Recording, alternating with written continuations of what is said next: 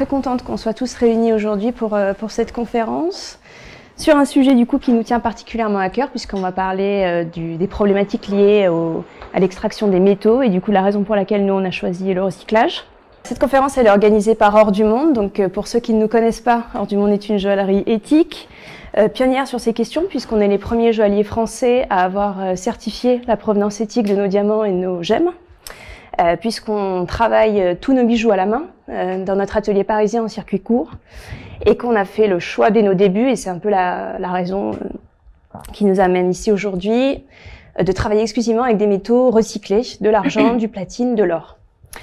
Voilà, c'est un sujet qui est très vaste et très complexe, donc pour nous en parler aujourd'hui, on a fait appel à une personnalité qu'on apprécie tout particulièrement, à la fois pour son expertise qui est très pointue, pour la clarté de ses propos. Aurore Stéphan, ingénieure géologue au sein de l'association Systex. Merci Aurore d'être avec nous. Association Systex, donc tu me dis si je me trompe, système extractif et environnement. Parfait. Qui regroupe des professionnels en activité ayant pour intérêt commun les systèmes extractifs, en particulier miniers, et qui ont les compétences pour s'approprier les problématiques techniques liées à ces activités. Je ne me suis pas trompée. Parfait. Très bien. Voilà, l'extraction des métaux, c'est une des activités les plus polluantes au monde, l'extraction aurifère en ce qui nous concerne. Elle a un impact absolument colossal à la fois sur les femmes et les hommes qui participent à son extraction, mais aussi sur la nature. Et c'est à l'heure du réchauffement climatique, c'est extrêmement préoccupant. Et finalement, c'est un sujet dont on ne parle pas, qui n'est pas présent dans le débat public. C'est pour cette raison qu'on a voulu aujourd'hui organiser cette conférence pour faire émerger cette question et faire en sorte qu'elle soit liée davantage au domaine de la joaillerie. Voilà, mais Aurore va vous en parler à mon avis beaucoup mieux que moi, donc je vais arrêter. Je vous remercie pour votre écoute. Aurore, c'est à toi. Merci beaucoup. Alors, rebonjour à toutes et à tous. Donc aujourd'hui, on va s'intéresser plus particulièrement aux enjeux environnementaux associés à l'exploitation de l'or. Je vais quand même introduire dans un premier temps la question des métaux précieux, mais on va polariser beaucoup sur l'or. Dans un premier temps, je vais vous expliquer, voilà, il y aura 4 grandes parties dans cette présentation. On va s'intéresser aux principales caractéristiques des métaux précieux, qui sont un groupe de 8 métaux, sur lesquels on entend souvent beaucoup de choses, parfois qui sont fausses. Donc l'objectif est un petit peu de remettre l'église au centre du village sur ces questions. Et ensuite, on va parler de 2 choses. Je vais vous expliquer comment, en fait, on va récupérer le métal qui est à l'intérieur des gisements et pourquoi on va avoir des risques environnementaux qui vont être associés à ces activités d'extraction. Pareil, on a souvent en tête que l'exploitation minière se résume à des gros camions dans des grands trous creusés dans la terre. En fait, ça va bien au-delà. Et ensuite, je dresserai quelques perspectives au regard des filières aurifères et de leurs enjeux. Donc, tout d'abord, voilà. Alors, excusez-nous si c'est pas très visible, mais je vais vous en expliquer les fondamentaux. Vous avez ici le fameux tableau de Mendeleïev. Donc, c'est un tableau qui regroupe tous les éléments chimiques connus. Bon, j'ai chanté une ligne, mais c'est pas grave. Et vous avez au centre, en jaune, les 8 métaux dits métaux précieux. Les plus connus sont l'or et l'argent.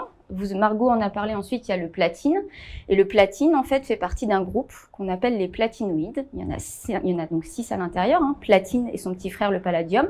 Le rhodium, que certains connaissent aussi dans le domaine de la joaillerie. Le ruthénium. Et ensuite, l'iridium et l'osmium qui sont moins connus. Ces 6 métaux, en fait, on les appelle... Alors, c'est une catégorisation qui est reprise par l'International Resource Panel, donc un organisme qui est rattaché au programme des Nations Unies pour l'environnement. Globalement, ils sont définis comme étant réservés à certains usages spécifiques, notamment pour la joaillerie, et on met en évidence leur haute valeur. Voilà, c'est une catégorisation. On dit, voilà, ces 8 métaux-là, ils ont ces caractéristiques principales. À droite, c'est pas très visible, mais vous avez un diagramme sur lequel, en fait, vous voyez l'apparition dans les usages historiques depuis l'Antiquité tout en bas jusqu'à 1940 tout en haut. Et ce qui est intéressant, c'est que l'or et l'argent sont connus depuis l'Antiquité, le platine depuis le Moyen-Âge. Par contre, l'iridium, l'osmium, le ruthénium, alors l'osmium, c'est tournant du XXe siècle, et puis les 4 derniers, c'est plutôt à partir de 1940. Donc en fait, globalement, dans les métaux précieux, on a l'or et l'argent qui sont connus historiquement et qui ont été exploités historiquement, et les platinoïdes qui sont moins connus.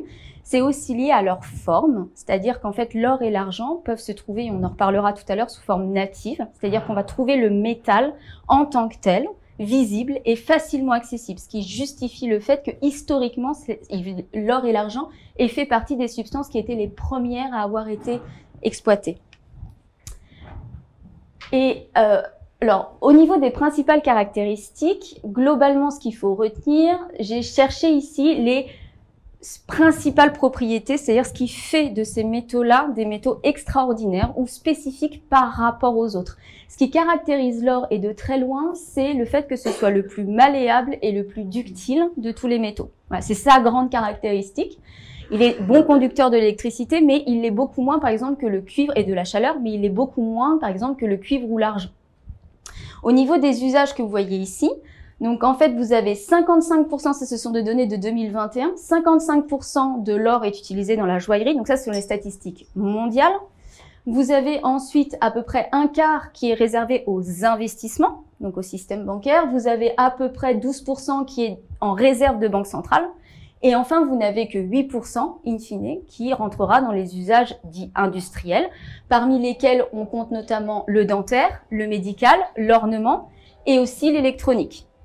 Vous voyez, le gros de l'usage de l'or, finalement, 92%, c'est loin des usages que l'on connaît ou sur lesquels on peut se projeter en se disant, tiens, dans un téléphone ou autre. En fait, c'est une image d'Épinal qu'on a. S'agissant de l'argent, c'est le métal qui possède les plus grandes propriétés, enfin les meilleures capacités de conduction de la chaleur et de l'électricité. C'est également le métal qui réfléchit le mieux la lumière. C'est pour ça que pendant très longtemps, on l'a utilisé pour la fabrication, on continue d'ailleurs à l'utiliser pour la fabrication des miroirs, pour sa capacité de réflexion de la lumière. Ici, les proportions diffèrent un tout petit peu, un peu plus de 50%. Cette fois-ci, sont dans les usages industriels. Donc, en électricité, en électronique, en photovoltaïque, en brasure, c'est-à-dire c'est les petits points dits de soudure qu'on met là, vous savez, sur les cartes électroniques. Et puis en photographie. Vous avez quand même 27% qui est dans les investissements, 17% dans la joaillerie et le reste dans l'argenterie, 4%. Enfin, le platine. Alors là, j'ai mis les platinoïdes et le diagramme ne concerne que les usages du platine. Ce sont des métaux qui sont les plus denses connus. Ça, c'est quelque chose qu'on ne connaît pas. Alors, il y en a 3 qui sont les plus denses. C'est le platine, l'osmium et l'iridium. On parle des platinoïdes lourds parfois pour cette raison. Et ils ont des propriétés catalytiques exceptionnelles. C'est-à-dire qu'en fait, ils peuvent favoriser une réaction quand on les met en contact. C'est pour ça que la plus grosse utilisation des platinoïdes, c'est pas du tout la joaillerie, c'est la catalyse automobile. C'est-à-dire qu'en fait, on les met au niveau des systèmes de traitement des fumées pour justement limiter la pollution par une réaction. Donc, c'est pour ça que vous avez ici, donc je me permets de me rapprocher, vous avez ici plus de à peu près 35% rien que pour le platine qui est utilisé dans la catalyse automobile et 22% qui est utilisé dans la joaillerie. Le reste des usages étant dans la chimie, la verrerie et d'autres, d'autres usages. Donc, hop, décidément, voilà.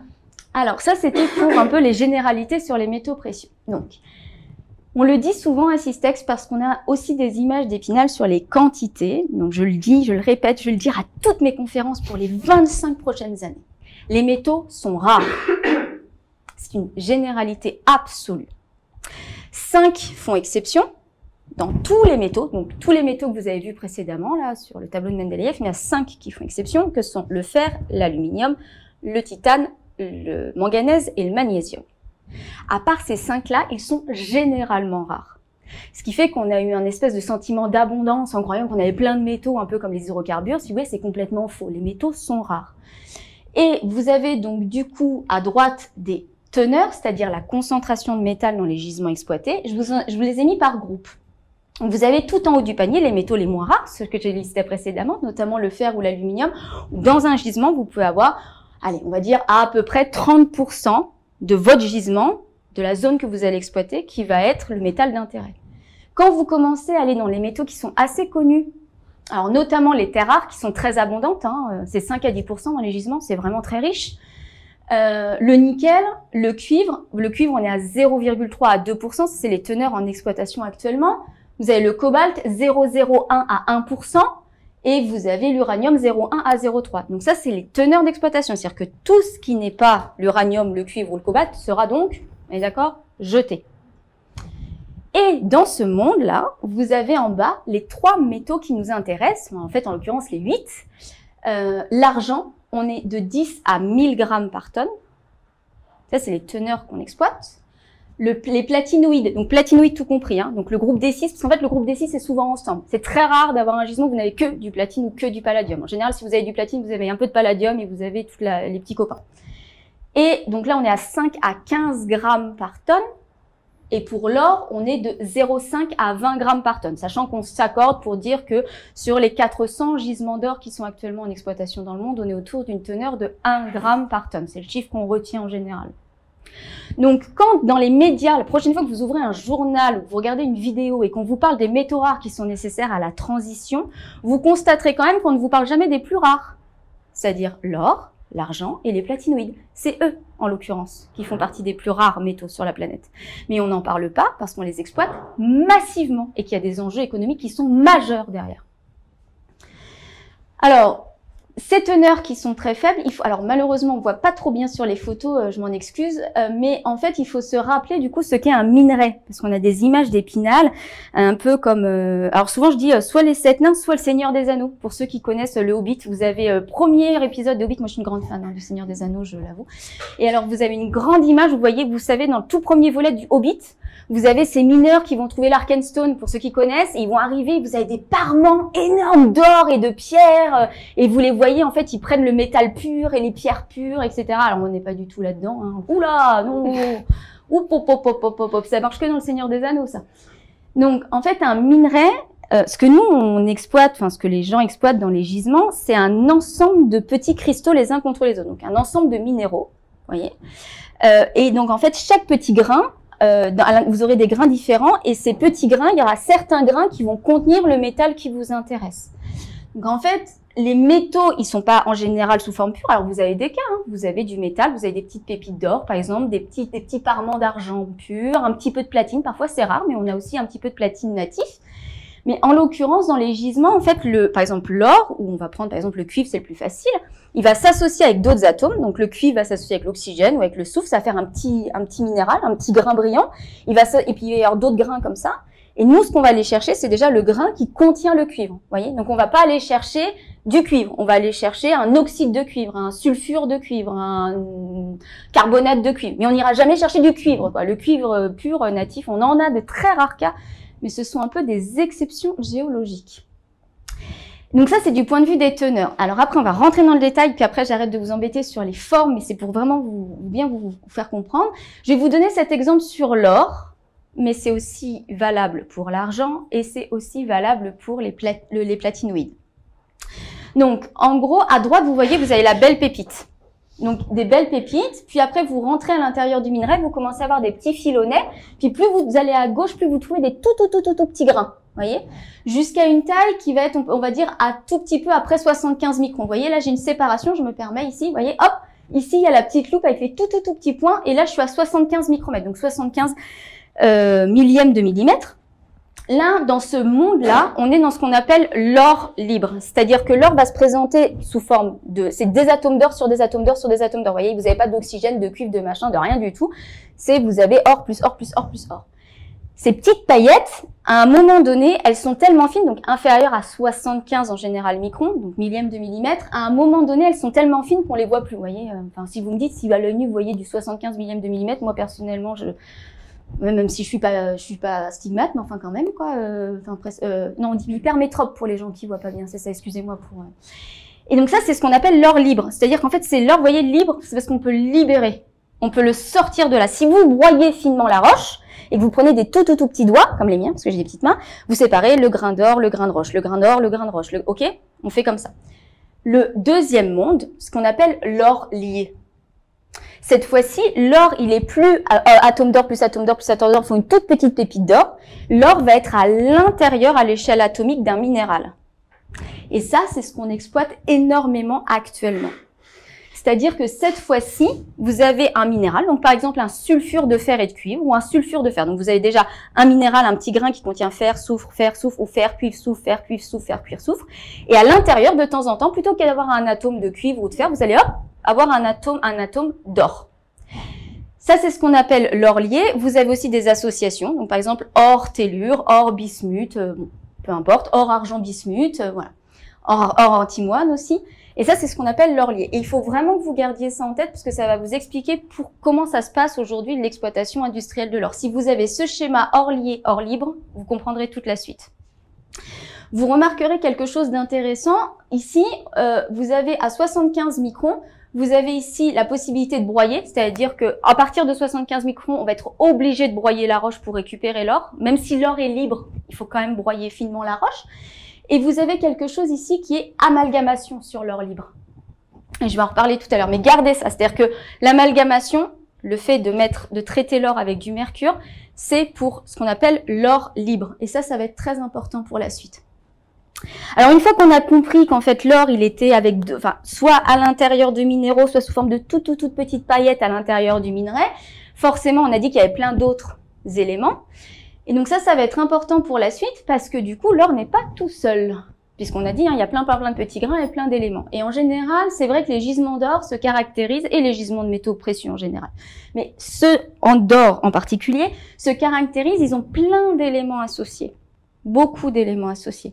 Et parmi ces éléments associés, donc là vous avez l'or ici, et vous avez, alors on les voit pas très bien ici, mais je vais vous donner la liste. Donc il y a mercure, arsenic, barium, zinc, cuivre, antimoine, uranium et argent. En fait, ce sont des éléments qui vont être dans les autres petits minéraux, vous voyez, qui sont autour, quoi. Donc qui sont naturellement présents dans le gisement. Ils sont là. Si vous sortez la roche pour extraire l'or, vous allez donc sortir ces éléments. Les mines d'or, par contre, par exemple, sont très connues pour être de gros producteurs d'arsenic et de mercure. Elles, c'est dans le gisement, c'est pas elles qui vont exploiter ça, c'est des gros producteurs d'arsenic et de mercure parce que l'arsenic et le mercure sont à côté des petits grains qui contiennent l'or. Est-ce que là, ça va pour l'instant? Et donc, du coup, vous avez la même chose pour le platine. Alors, vous avez la même chose pour tous les éléments, vous le voyez, là, il y a le cuivre, le zinc, etc. Et donc, pareil, du coup, on a une image en disant une mine d'or. Donc, déjà, on a compris que ça contenait pas que de l'or, ça contient de l'or et plein d'autres éléments. Et en pareil, on a une image d'épinal parce qu'en fait, on pense que les métaux, on n'a que des mines d'eux. Donc souvent, quand je fais des interventions sur le numérique, je dis par exemple, il n'y a pas de mine de gallium ou il n'y a pas de mine d'indium. Ben, c'est un petit peu pareil pour les métaux précieux.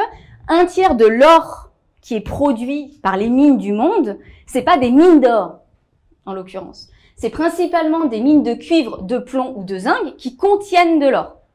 Vous voyez, donc déjà, on a un tiers de notre production mondiale, c'est pas des mines d'or. Déjà. C'est la même chose et c'est particulièrement vrai pour l'argent. Parce que l'argent, c'est un élément qui aime bien les autres éléments. Donc, typiquement, pour l'argent, un tiers de la production mondiale, ça vient des mines de plomb-zinc. Donc, c'est pas des mines d'argent. C'est des mines de plomb-zinc et on va récupérer l'argent à la fin du processus de traitement. Et puis, pour les platinoïdes, c'est principalement des gisements à cuivre et nickel. Alors, je dis principalement parce que j'arrive pas à trouver de statistiques stabilisées. Donc, je veux pas annoncer de chiffres sur les platinoïdes. Donc, en fait, vous voyez, forcément que du coup, on se doute que déjà les gisements d'or, d'argent ou de platinoïdes ont déjà un cortège d'éléments associés, mais en plus souvent ils proviennent eux-mêmes d'autres mines, de mines de cuivre, de mines de plomb, de mines de zinc. C'est pour ça que souvent les anciennes mines d'argent qui ont été exploitées historiquement, elles sont très polluantes encore aujourd'hui, même si elles ont 2000 ans, elles polluent toujours. Et ces mines-là, souvent elles sont associées à beaucoup de plomb. Bah oui, parce qu'en fait c'est des gisements en général où il y avait énormément de plomb. C'est pas du tout étonnant. Donc, je me suis intéressée plutôt pour vous donner quelques chiffres à la production de l'or pour que vous ayez simplement des grandes idées et sortir d'une image d'épinal. Sur l'or, on a souvent, moi, vous tapez or, or impact environnementaux, vous allez tomber sur des photos du Burkina Faso, éventuellement de l'Asie du Sud-Est. Voilà. Et on va polariser en disant, là, c'est la catastrophe. Voilà. Alors, en l'occurrence, les premiers producteurs, je les prends dans l'ordre avec vous, ok? Premier producteur mondial d'or, c'est la Chine. Le deuxième, c'est la Russie. Le troisième, c'est l'Australie. Le quatrième, c'est le Canada. Et le cinquième, c'est les États-Unis. On va déjà remettre, encore une fois, l'église au centre du village. Pour le coup, les grands producteurs, parmi les grands producteurs, c'est 4-5 grands pays développés. On s'entend. Et effectivement, vous voyez un petit peu l'Amérique latine qui se dessine. Un petit peu, donc, le Ghana et l'Afrique du Sud. Et voilà tout. Et vous avez en marron, alors c'est à peine visible, mais vous voyez les petits points là en marron. Je vous ai mis aussi la carte des plus grands gisements mondiaux en production annuelle. Donc vous voyez, c'est pareil. Vous avez le deuxième plus grand gisement mondial, ça s'appelle Murunto, et lui en l'occurrence il est en Ouzbékistan. Donc voilà. Le premier, du coup que je ne vois pas ici, voilà ici, hop. Ici, ce sont les grandes mines du Nevada. C'est elles qui produisent le plus chaque année en millions d'onces en or. Donc ça vous montre, cette carte elle est intéressante. Pourquoi? Parce que ça vous montre que non, l'exploitation de l'or n'est pas concentrée sur le continent africain. Et non, il n'y a pas de concentration, c'est-à-dire il n'y a pas de pays qui ont le monopole. Vous voyez? Alors bien que la Chine produise à elle seule aux environs de, si ma mémoire est bonne, entre 300 et 350 tonnes annuelles. Donc c'est beaucoup, c'est 1/10 de la production mondiale, donc c'est un gros producteur. Et vous voyez, on a une répartition géographique qui est plutôt, on va dire, il y a une forme de répartition géographique, une bonne distribution. Contrairement à d'autres métaux, il y a une forte polarisation. C'est-à-dire que vous avez que quelques pays qui détiennent les gisements qui permettent d'obtenir ces substances.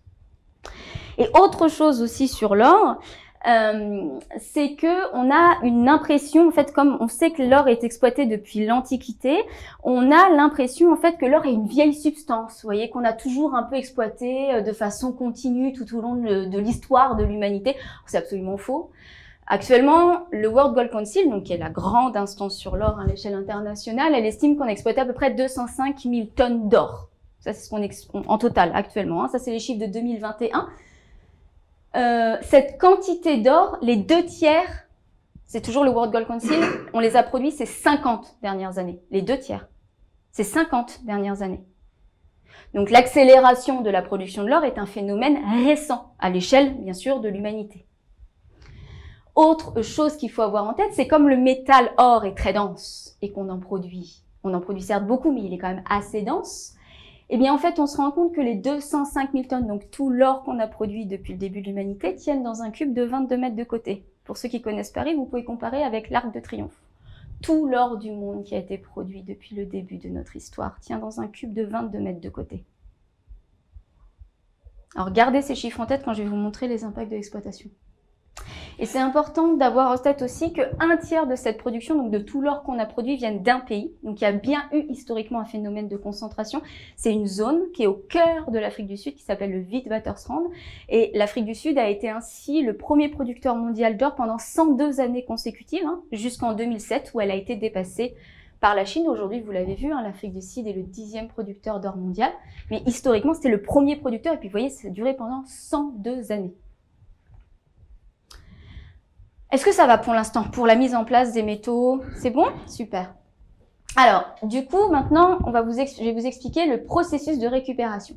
Parce que donc, on a compris que c'était des toutes petites particules, voire sous forme d'atomes, et qu'il va falloir aller récupérer ça pour en faire du métal pur. Donc, ça va être long et puis ça va être compliqué. La première chose qu'on va faire, c'est qu'on va extraire. Déjà, il faut sortir le minerai du sous-sol. C'est la première étape. Vous vous souvenez, teneur d'exploitation actuellement 0,5 à 20 grammes par tonne. Donc nous, ce qu'on va sortir, alors la zute de crotte, on ne voit pas, mais si vous, voilà, moi je vous le dis, vous me faites confiance sur parole. Alors, en l'occurrence, à l'intérieur ici, si on regardait de près, vous verriez des tout petits minéraux dorés. Bon, c'est pas de l'or, c'est un sulfure de fer ou des sulfures de fer et de cuivre, avec de l'or à l'intérieur, si vous voulez, sous forme atomique. Donc ça, c'est la mine de Rosalia en Slovaquie. Donc ça, c'est ce qu'on va aller récupérer. Donc déjà, première étape, faut extraire ça. Donc toutes les zones où il y a le plus de petits sulfures de fer et de cuivre. Première étape. Ensuite, on va en faire un concentré. Là, vous avez une méthode de concentration qu'on appelle la flottation. C'est-à-dire qu'en fait, on va broyer très finement la roche. Et pour séparer les grains qui nous intéressent des grains qui nous intéressent pas, ce qu'on va faire, en fait, c'est qu'on va schématiquement, on va mettre une couche d'huile autour des grains qui vous intéressent, c'est schématique. Donc ceux qui vous intéressent, et en fait on va les faire flotter globalement, parce que ceux qui ont de la graisse autour d'eux, ils sont rendus hydrophobes, ils aiment pas l'eau, et donc ils vont monter. Donc ça c'est une technique de séparation. Forcément, il faut broyer très finement, sinon le grain il est trop lourd, il monte pas, même s'il a de l'huile autour. Une fois qu'on va faire ça, alors dans le domaine de l'or c'est assez compliqué. Il y a plein de méthodes, je vous l'explique, je détaillerai un tout petit peu plus après, mais globalement, la concentration, c'est juste, je sais pas, les grains qui m'intéressent, des grains qui m'intéressent pas. Le quartz, les grains de carbonate, la silice, etc., tout ça, ça ne m'intéresse pas, donc je ne le prends pas. Ça, c'est ce qu'on appelle la concentration. Ce schéma-là, il est valable pour tous les métaux, quasiment. Enfin, avec des étapes plus ou moins développées, mais vous prenez tous les métaux, c'est le même schéma, vous pouvez le garder. Et ensuite, du coup, une fois qu'on a les grains qui nous intéressent, on fait ce qu'on appelle l'extraction chimique, c'est-à-dire qu'en fait, on a un grain, pour l'instant, on n'a toujours pas du métal, donc il faut séparer les atomes qui nous intéressent des atomes qui nous intéressent pas. Donc là, en l'occurrence, elle séparait les atomes d'or des autres atomes, des grains qu'on a appelé notre concentré, quoi. C'est ce qu'on appelle l'extraction chimique. À l'issue de ça, en général, donc c'est par hydrométallurgie, on en reparlera, on parle beaucoup des cyanures notamment, on va en reparler juste après. Une fois qu'on a fait cette étape-là, on va fondre ce qu'on obtient. Je vous le fais schématiquement, puis je vais pas rentrer dans les détails de tout le processus de cyanuration parce que vous allez me détester, parce que vous allez vous ennuyer. En plus, c'est le matin, tout le monde a envie de dormir, enfin c'est compliqué. Donc je ne vais pas rentrer dans ce détail, mais en gros, sachez qu'on va réussir à extraire ça, le fondre, et on va obtenir ce qu'on appelle un doré, qui en général a une teneur de 90 à 95% en or. Mais c'est toujours pas 100% or, on est d'accord? Donc ensuite, ça repart, et c'est la dernière étape qu'on appelle le raffinage. Cette étape-là, c'est l'objectif, c'est d'enlever les impuretés. Vous voyez, le doré, là, c'est un lingot, mais qui est pas très beau. Enfin voilà. Donc ce qu'on va faire, c'est qu'on va enlever toutes les impuretés. Alors sachez que dans le domaine de l'or, les impuretés en général, c'est de l'argent, du platine et des choses comme ça. Donc c'est des impuretés qui sont très intéressantes, économiquement parlant. Et on va obtenir à la fin un lingot, donc qui va avoir une concentration qui est entre 99,50 et 99,99. Et après, bah, vous allez faire partir ça partout, et puis on va se retrouver avec des billes, des fils. Dans le domaine de la joaillerie, je sais que vous travaillez avec plein de choses, des plaques, enfin, voilà. Ok? Donc c'est comme ça que ça va se passer. Et ça, c'est valable tout le temps, pour tous les métaux, hein, à quelques exceptions près. Donc forcément, ce long processus va demander beaucoup d'eau, parce que là, vous l'avez vu sur la figure précédente, il y a de l'eau là, hein. Ça, c'est le premier poste qui se consomme de l'eau dans la mine, c'est la concentration. C'est 70% de l'eau qu'on utilise, c'est à ce poste-là. Donc, parce qu'on ne sépare pas en voie sèche, vous voyez, il faut séparer avec de l'eau. Donc, en termes, nous, on a regardé, alors on a fait ce qu'on a pu, parce que malheureusement, les données sont compliquées, parce que les mines diffèrent, les fonctionnements diffèrent. C'est toujours un peu compliqué d'avoir des données là-dessus. Mais globalement, ce que nous, on avait réussi à mettre en évidence comme ordre de grandeur, donc on avait pris une mine moyenne d'or. Donc c'était une mine qui était riche, on était à 3,9 grammes par tonne, qui produisait une quantité certaine d'or par an, hein, c'était autour de 15,9 de mémoire tonnes par an, donc c'est une mine moyenne, c'est pas une grande mine, pas une petite mine. Donc en termes d'électricité par an, cette mine moyenne, elle consommait autant d'électricité que 31 000 foyers français. En termes d'énergie fossile, elle consommait autant que 3000 voitures en France. Et en termes de gaz à effet de serre, elle rejetait autant que 190 000 voitures en France pendant un an. Tout ça, c'est pendant un an, hein. On a comparé production annuelle par rapport à consommation, enfin, production, on va dire, française, quoi. Donc, c'est pour vous montrer les ordres de grandeur. C'est extrêmement énergivore. Et c'est énergivore pour une raison simple, c'est cette partie-là en fait. Elle concentre l'utilisation de l'eau et elle concentre l'utilisation de l'énergie et en particulier pour la question du broyage. C'est le broyage qui demande énormément d'énergie. Donc ça, c'est à avoir en tête. Et donc du coup, hop. Alors, on pense toujours à l'exploitation parce qu'en fait, on a surtout cette image-là. Vous voyez, surtout le schéma. La première étape, vous voyez, c'était que la première étape, hein, l'exploitation. En fait, souvent, les gens se polarisent sur l'exploitation en disant ça consomme beaucoup. Même sur certains gisements, en général, même les hydrocarbures qui sont consommés par les camions, qui passent toute leur journée à tourner, c'est même pas la plus grosse consommation énergétique. Parce que, comme je vous le disais, c'est le broyage qui va prendre le relais après. Alors, on va se mettre tous d'accord là pour pas confondre les termes parce que pareil, je lis beaucoup de choses qui sont pas vraies du tout. Donc, on va arrêter de dire des bêtises. Alors, le type de gisement, effectivement, on a souvent tendance à confondre ou à mettre dans le même panier primaire et alluvionnaire. Donc, le primaire, ce qui est en roche, hein, c'est-à-dire que vous avez un gisement, il faut dynamiter, il faut prendre un peu comme vous le voyez là avec des opérations de dynamitage dans une mine à Cresson aux États-Unis, donc une mine d'or là.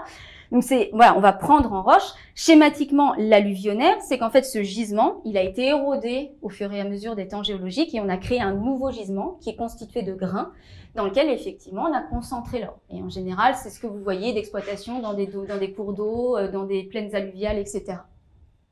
L'alluvionnaire, sur toutes les mines métallifères, pareil, les chiffres sur l'or diffèrent. Donc, j'ai pas confiance, mais en tous les cas, l'un des chiffres dans lequel j'ai confiance, c'est ce chiffre-là, on pense que toutes les mines métallifères dans le monde, c'est 5% de la production de métaux. Vous voyez, c'est quand même plus du primaire. Voilà. Alors, je vous dis tous métaux, hein. Voilà. Mais bon, l'or, c'est quand même l'un des métaux qui se concentre le mieux en alluvionnaire. Donc, ce chiffre ne doit pas être loin de celui de l'or. Donc, dans notre tête, à nous, au sein de Systext, pour nous, le plus gros de l'exploitation minière mondiale, dans l'or, c'est du primaire. Donc, c'est en roche. Les 10 sites que je vous ai montrés, là, tout à l'heure, c'est tout du primaire. C'est tout du primaire. C'est tout de la roche. C'est pas de l'alluvionnaire. Ensuite, il y a un deuxième critère, sur lequel on confond tout le temps, on ne sait plus mine à ciel ouvert ou mine souterraine. Donc, les mines à ciel ouvert ou les mines souterraines, en l'occurrence, la technique la plus utilisée, c'est bien l'exploitation à ciel ouvert. Donc là, je vous sors des chiffres de 2021. Ça, c'est une publication de McKinsey. Pareil, j'ai pas de chiffres pour l'or dédié, mais en tous les cas, j'ai confiance dans ces chiffres. 57% des sites miniers dans le monde, qui représentent 88% de la masse du minerai produite, c'est du ciel ouvert. Donc c'est sûr qu'on va plutôt regarder, on va dire, on est plutôt sur des mines primaires et on est plutôt sur des mines à ciel ouvert. Pareil, les 10 gisements dont je vous ai parlé, les 10 plus grandes mines, c'est tout du ciel ouvert. Rien en souterrain. Et ensuite, en fonction des moyens techniques et humains, on va être soit sur de l'industriel, donc avec une forte mécanisation, une main-d'œuvre plutôt réduite, ou sur de la petite échelle. Et à l'intérieur de la petite échelle, vous avez la mine qui est peu mécanisée, vous avez des mines qui sont très peu mécanisées, et puis vous pouvez aller avec le distinguo légal et illégal. Mais toutes les mines à petite échelle ne sont bien sûr pas illégales, et toutes les mines à petite échelle ne sont pas avec des garimperos qui ont un couteau entre les dents. Bien sûr que non, j'ai visité plein de mines à petite échelle d'or, il n'y a absolument pas de problème d'illégalité, les titres miniers sont conformes, les exploitations sont légales. Hein. Mais pareil, ne se confondons pas la petite échelle et l'illégal, clairement. Donc voilà. Et effectivement, ce que dit la Banque mondiale, c'est que ce qu'on observe, et en particulier dans le domaine de l'or, c'est que les exploitations sont de plus en plus grandes, parce que c'est permis, notamment par quoi? Par le fait qu'on ait des gains de mécanisation, on va de plus en plus vite, on a des machines de plus en plus grosses, donc aujourd'hui on est capable de faire du plus gros, et c'est pour ça qu'on est plutôt sur du primaire, ciel ouvert, industriel, quoi, en méga industriel. Donc ça, c'est un peu les tendances sur l'exploitation. Alors ce schéma, je peux pas trop vous le détailler, puis malheureusement on le voit pas très bien, mais en fait ça vous montre les différentes voies de traitement du minerai. Donc là, je continue à parler uniquement en industriel, hein, puisque comme je vous l'ai dit, au sein de Systex, on considère que c'est quand même la principale partie. Je vous l'ai pas redit le chiffre, mais il était juste derrière. Hein. Pourquoi nous, on travaille beaucoup sur l'industriel? Bon, c'est 88% des métaux produits dans le monde, hein, c'est 80% du charbon mondial, c'est 63% des métaux industriels. Donc, des minéraux industriels. Donc, ce qui fait que nous, on polarise sur ce qui est la plus grande production. La plus grande production. Dans l'or, c'est 80%. 80% de l'or mondial vient des mines industrielles. C'est pour ça que mon discours se polarise beaucoup sur les mines industrielles, puisqu'on va s'attacher à regarder 80% de la production mondiale. Et donc, effectivement, sur ce schéma, vous avez les différentes voies. Donc ça, en haut, vous avez le minerai. Vous pouvez avoir différentes voies. Donc, je ne vais pas les détailler ici. En fonction des caractéristiques, hein, or libre, or lié, est-ce que c'est des minéraux qui sont complexes, qui sont pas complexes, le type de gisement, la roche qui est autour, etc. Donc ça va faire une combinaison. Et vous voyez que la cyanuration dont on parle tant n'est qu'une étape. Et ça va être très important pour la suite. Ce n'est qu'une étape, et c'est une étape d'extraction. Vous vous souvenez, il faut séparer les atomes d'intérêt, cette partie-là. La cyanuration, ce n'est que ça. Ce n'est qu'une petite étape. Donc souvent, on a l'impression que tout le traitement du minerai d'or repose sur la cyanuration, mais en fait, c'est très faux en général. Il faut avoir beaucoup d'étapes avant et beaucoup d'étapes après, avant, voyez, pour pouvoir avoir un schéma de traitement complet, quoi. C'est pas du tout exclusif. Et donc, pareil, sur la cyanuration, on en avait beaucoup parlé avec toi, Sacha. Il y a souvent une espèce de mythologie autour du mercure et du cyanure, hein, en disant en fait on a développé le cyanure, hein, c'est même pas une mythologie qui est arrivée jusque les bancs de l'Assemblée nationale, parce que comme je le dis souvent, François de Rugy, à l'époque ministre de l'Environnement, avait expliqué lors d'une audition à l'Assemblée nationale, quand il y avait, vous savez, le gros débat sur le gisement Montagne d'Or en Guyane, il avait expliqué en fait que si on avait fait développer des méthodes de cyanuration, c'était pour résoudre les problèmes, notamment sanitaires et environnementaux, qui étaient liés à l'utilisation du mercure. C'est complet. Non, non, non, non. Vous voyez, ça là, hop, hop. On voit pas la date, je l'ai pas retenue par cœur. Mais si, elle est là. Attendez. 1900. C'est une usine de cyanuration. 1900. C'est une usine de cyanuration dans le Witwatersrand. Donc pas du tout. Vous vous souvenez le schéma tout à l'heure que je vous ai montré avec l'or libre et l'or lié? L'or libre ne peut être traité par amalgamation. L'or lié ne peut pas être traité par amalgamation.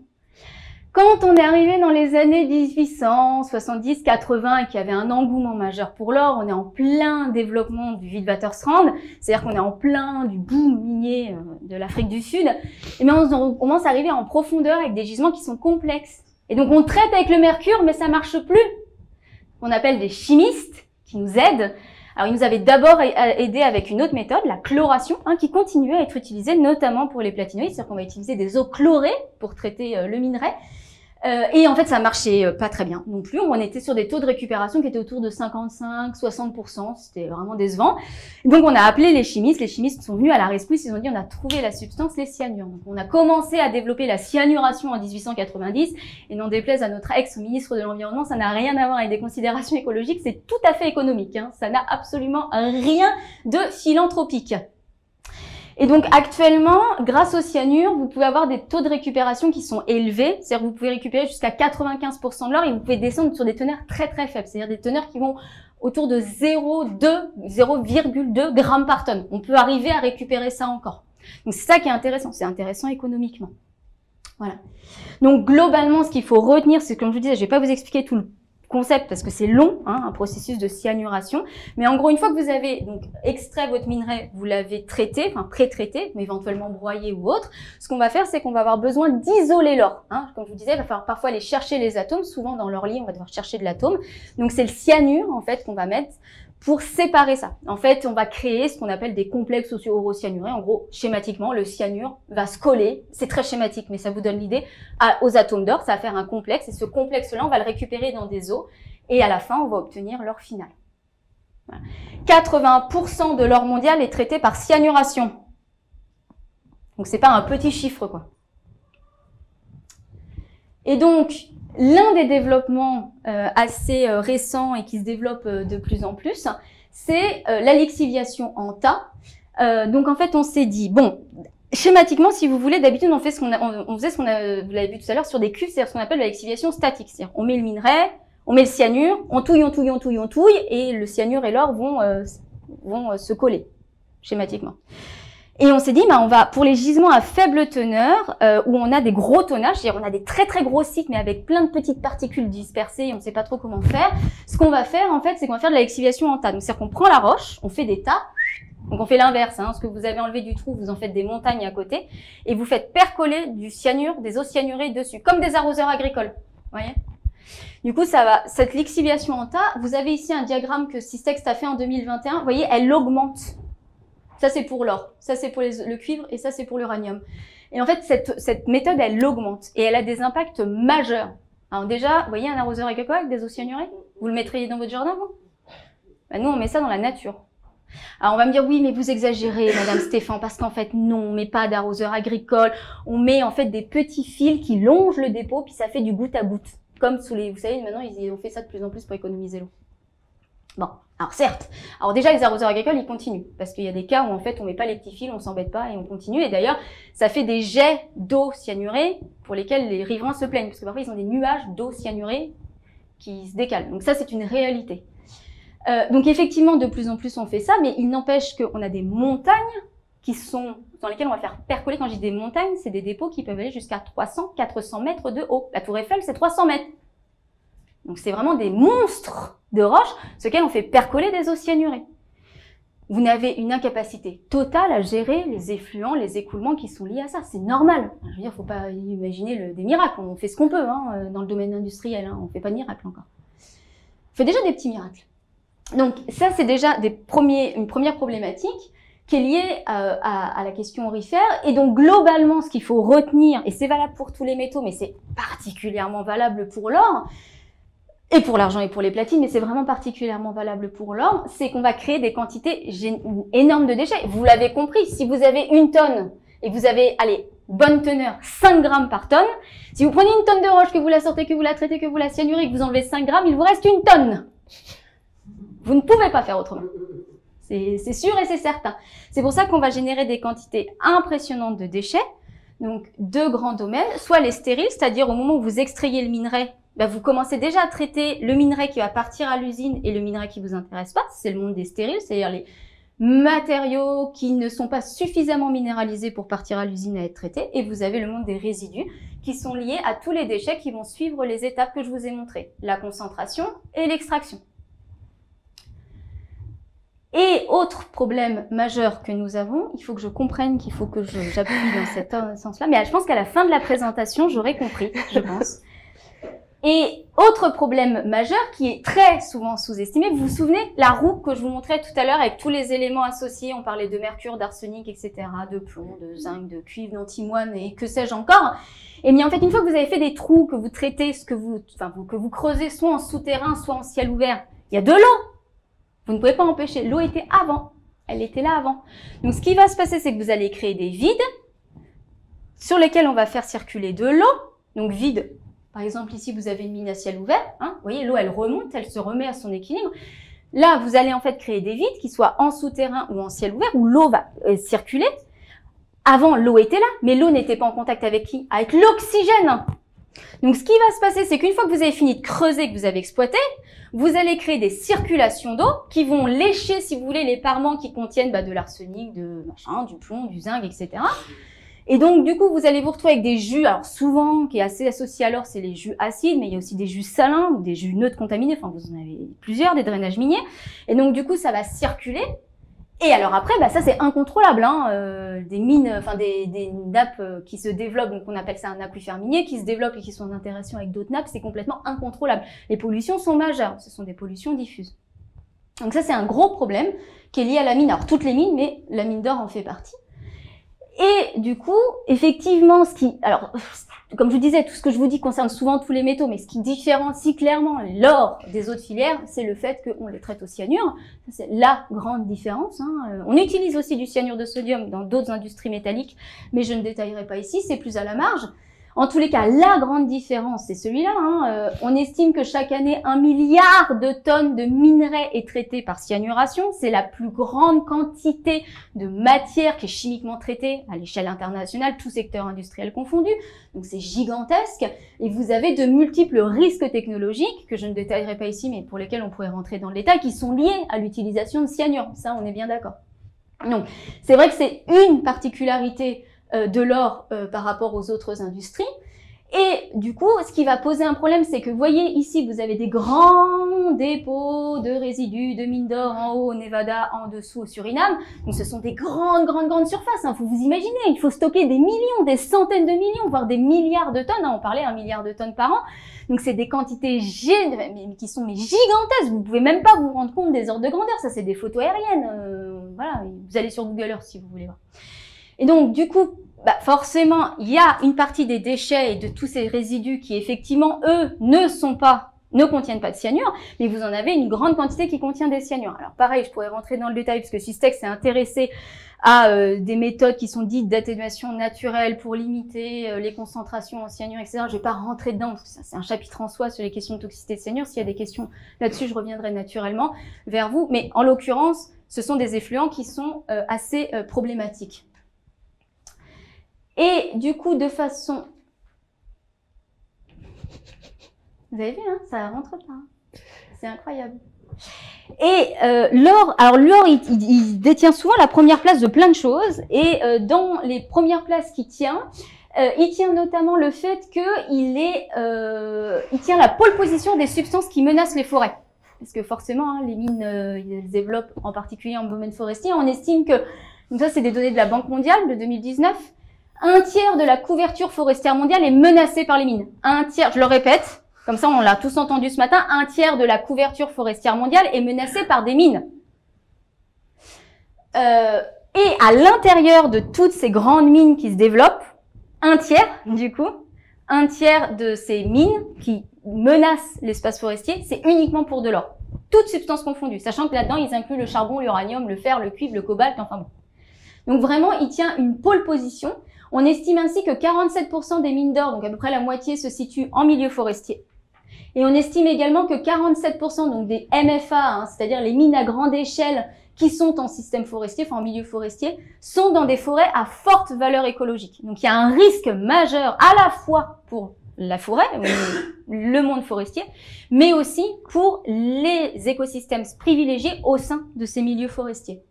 Et ici, La Banque mondiale, en fait, vous liste aussi toutes sortes d'impacts auxquels on pense pas, parce que là, je vous ai parlé des effluents, je vous ai parlé des contaminations d'eau souterraine, d'eau de surface, des pollutions de sol, des déchets, des emprises de déchets. Mais alors, il y a pléthore d'impacts et souvent, on oublie les impacts indirects, en particulier quand on évolue dans des systèmes à haute valeur écologique, notamment, par exemple, toutes les problématiques de pollution diffuse, hein, parce que c'est-à-dire que ça va s'étaler parfois sur des centaines de kilomètres. Les problématiques qui sont liées à ce qu'on appelle les couloirs d'accès, c'est-à-dire qu'en fait, on va fragmenter les habitats, on va couper, on va créer des routes. Vous avez l'effet boîte de Pandore, c'est-à-dire qu'en fait, du coup, parce qu'on va accéder pour la mine, on va permettre à d'autres activités d'accéder. Du coup, on va démultiplier les effets sur des milieux ou des écosystèmes qui jusqu'alors étaient préservés, etc., etc. Sans compter les problématiques de perturbation de la faune, hein, bruit, lumière, poussière, etc., qui du coup conduisent souvent au fait que les espèces quittent les milieux, voire en fait en les quittant ne retrouvent pas d'équivalent en termes d'habitat et du coup se retrouvent en perdition, voire carrément en disparition. Voilà. Du coup, je vois le temps qui file, donc je voudrais pas prendre plus que 3-4 minutes de retard, donc c'est pour ça que je vais passer assez vite. Mais éventuellement, du coup, je vous incite à aller sur le site internet de notre association, donc systex.org, hein, www.systex. Alors, Systex, c'est imprononçable, on le sait, mais maintenant on peut plus changer, tout le monde nous appelle comme ça. Donc c'est SYSTEXT. Vous avez vu le logo tout à l'heure, je le remettrai en fin de. Vous aurez le site, l'adresse du site à la fin de la présentation. Et il y a un rapport qui s'appelle Controverse minière, et dans lequel vous allez avoir tous les cas que je vous décris qui sont détaillés. Vous avez par exemple la mine de Cadia en Australie. Dans la carte que je vous ai montrée tout à l'heure, elle était parmi les 10 plus grands producteurs mondiaux d'or. En fait, c'est une mine d'or-cuivre, hein, c'est pas une mine que d'or, comme on disait, hein, c'est souvent des associations. Et en fait, ils ont une technique d'exploitation en souterrain qui crée des effondrements. Alors, vous le verrez pas ici, mais les effondrements font plus d'1 kilomètre de diamètre et on pense qu'à la fin, ils font probablement autant de profondeur. Donc, je vous imaginez pas les impacts que ça peut avoir. C'est-à-dire que vous avez aussi les techniques d'exploitation en souterrain qui, de plus en plus, sont dévastatrices. Parce que ce sont des techniques, je cite, révolutionnaires. C'est façon d'exploiter. Je cite les presses minières. Ça, c'est l'un des plus gros producteurs hors cuivre au monde, c'est Grasberg en Indonésie. Les résidus que je vous montrais tout à l'heure dans des parcs, à Grasberg, il a été fait un choix en accord avec les autorités indonésiennes de déverser les déchets directement dans les cours d'eau. Il y a 87 millions de tonnes moyennes qui sont déversées dans cette rivière que vous voyez. Vous voyez le gris là? Tout ça, c'est du déchet minier. C'est pourri en métaux. Les mêmes métaux qui étaient dans le gisement, hein. J'ai rien inventé, hein. L'arsenic, le cuivre, c'est les mêmes, hein. On estime qu'il y a près de 200 km² qui sont recouverts d'à peu près entre 10 et 20 mètres, on ne sait plus maintenant, de résidus miniers. C'est-à-dire que ça part de 4000 mètres d'altitude. On n'a pas d'équivalent en France. De pic à 4000 mètres, on n'a pas d'équivalent. On monte pas à 4000 mètres si on monte à 4000 mètres? Non, on monte pas à 4000 mètres. Donc on n'a même pas aussi haut chez nous et ça va jusqu'à la mer. Si vous voulez, c'est déversé depuis le haut de la montagne. Méthode de gestion des résidus. Et vous voyez ici la citation en anglais, c'est que ça va parce que les audits, hein, on dit que c'était la meilleure façon de gérer les résidus. Donc si c'est les audits qui le disent, que voulez-vous que je fasse?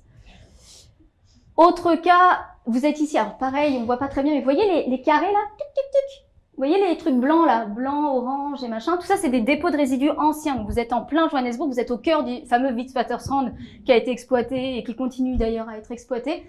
Là, la surface des déchets, vous voyez, la ville elle est là, hein. Moi j'y suis allée, vous voyez le petit rond là, c'est le Soccer City Stadium, vous savez, c'est le stade qu'ils ont fait pour la Coupe du Monde. 90 000 personnes je crois qui peuvent accueillir. Vous voyez la taille par rapport au dépôt minier, le petit rond par rapport au reste. On estime que dans Johannesburg, il y a près de 400 km² de déchets miniers qui sont dans la ville. Voilà, qui sont dans la ville et en bordure de la ville. 6 milliards de tonnes.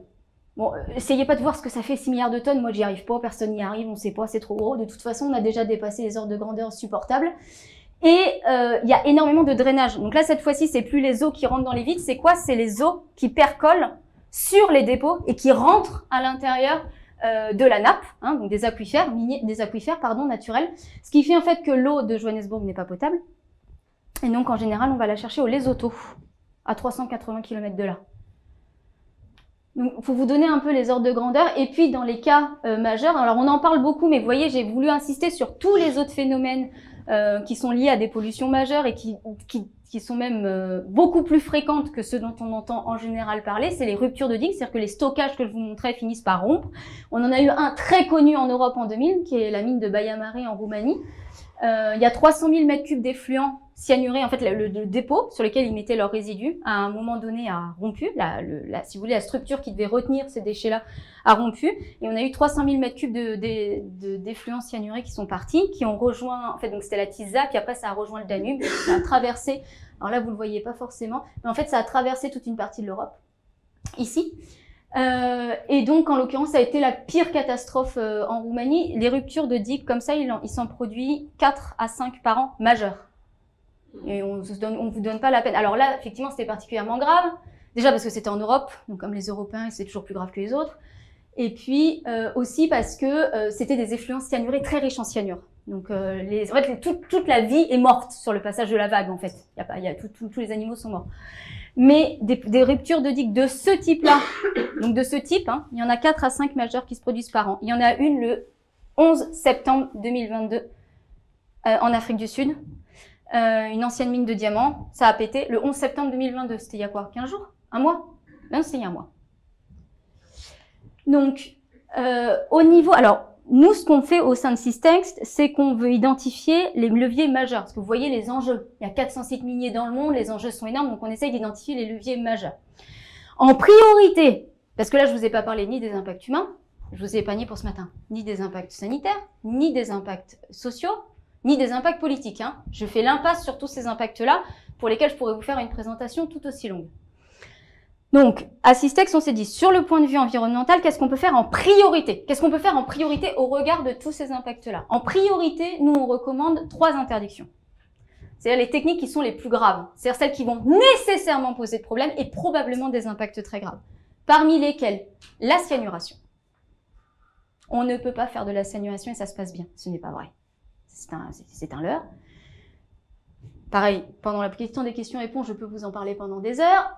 La question des déversements volontaires, ce que je vous ai montré dans le cas de Grasse Verte, c'est-à-dire interdiction de déverser des résidus dans des masses d'eau, que ce soit des cours d'eau, des mers, voilà. Et troisième chose, c'est interdiction de la lixiviation en tas. J'ai pas pu détailler toutes les problématiques qui sont liées à la lixiviation en tas, mais je pense que vous l'avez perçu quand je vous en ai fait la présentation. Si on dit ça, à partir du moment où je vous dis il faut interdire ça, la cyanuration, la lixiviation en tas et le déversement, qui sont on est d'accord, c'est 3 techniques qui sont terribles, hein, ça veut dire arrêt de l'activité minière aurifère industrielle. Arrêt de l'activité minière aurifère industrielle. Donc on l'assume jusqu'au bout, hein, soyons cohérents. Donc à Systext, en fait, on prône l'arrêt de l'activité minière industrielle de l'or. Industrielle.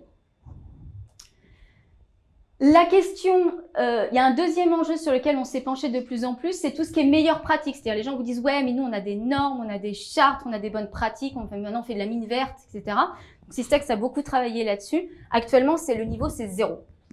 C'est une catastrophe. Les normes internationales, le Code international des cyanures, vous pouvez me sortir après tout ce que vous voulez, je pense qu'on les a étudiés. C'est une catastrophe. Donc on ne peut pas compter là-dessus. Donc il faut modifier notre approche de l'exploitation et en particulier dans le domaine de l'or. Et bien sûr, parce qu'il n'y aura pas d'autres moyens, il faut définir des no-go zones. Vous vous souvenez ce que je vous ai raconté sur les milieux forestiers précédemment, c'est-à-dire des zones, donc ça c'est soutenu par un certain nombre d'auteurs, et puis de plus en plus maintenant à l'international, il y a des chercheurs qui sont spécialisés en écologie et qui proposent la mise en place de no-go zones pour la mine. Donc no-go zones, hein, c'est des zones où on ne va pas, parce qu'elles ont un intérêt faunistique, floristique, ou les deux, ou écosystémique qui est tel qu'on ne peut pas y aller, on ne peut pas exploiter, parce que ça va nécessairement être grave. Et donc, en l'occurrence, ça, c'est de plus en plus audible et de plus en plus les gens entendent cette possibilité-là. Et une réduction drastique, donc là, c'est côté mine, côté usage, le seul moyen, il n'y en a pas d'autre, hein, c'est de réduire drastiquement l'utilisation de l'or. Vous l'avez vu tout à l'heure, on disait il y a 8% seulement qui sont dans les usages industriels. En 2021, on recyclait 3,5 fois les usages industriels, 3,48. Chiffre de 2021, de 2022 du World Gold Council de 2021. Donc on recycle 3,48 fois plus d'or que ce dont on a besoin pour les usages industriels. Donc ça veut dire qu'on a une capacité, si vous voulez, en termes de recyclage et de valorisation du recyclage qui est extrêmement importante. Donc c'est à ça qu'il faut réfléchir aujourd'hui. L'exploitation minière, elle est en train de se complexifier. Les impacts augmentent. Ils augmentent parce que les gisements sont de plus en plus profonds, les teneurs diminuent de façon drastique, les gisements sont de plus en plus complexes, il faut avoir des usines qui sont de plus en plus sophistiquées. C'est intrinsèque. Ce que je vous ai montré là, je vous ai pas montré des choses extraordinaires, je vous ai juste montré le fonctionnement normal. C'est un fonctionnement normal. C'est des mines en exploitation dans des pays développés. Je vous ai pas montré une mine, je ne sais trop quoi où, je ne sais plus où. Donc, c'est-à-dire ça, c'est un fonctionnement normal. Et tout ce que vous disent tous les observateurs internationaux sur la mine, c'est que les impacts augmentent. Et ils augmentent de façon exponentielle. Ils augmentent pas de façon linéaire. Hein. Ça va être exponentiel en besoin d'énergie, en besoin en eau, en besoin en surface, etc. Donc, il n'y a pas d'autre moyen. Vous pouvez le prendre par tous les côtés. Hein. Moi, avec Systex, on l'a essayé. On l'a pris par un bout, par un autre, en diagonale, en travers. Ça ne marche pas. Le seul et unique moyen, c'est la réduction drastique dans tous les métaux et en particulier dans le domaine de l'or. L'or ne doit pas faire exception. L'avantage qu'on a sur l'or, énorme avantage que les autres filières, que beaucoup d'autres filières n'ont pas, c'est qu'il se recycle parfaitement bien, qu'il y a une très grande quantité qui est disponible, c'est-à-dire qu'on a exploité beaucoup d'or actuellement, donc il y a un stock qui est majeur. Et l'énorme avantage aussi, c'est que ce sont des filières qui sont bien mises en place, c'est-à-dire que ce sont des filières qui sont éprouvées, qui sont matures. Contrairement à des filières sur lesquelles vous avez zéro. Par exemple, il y a zéro recyclage d'indium. On ne sait pas faire dans le monde. Voilà, donc, il y a zéro. Taux de recyclage, zéro.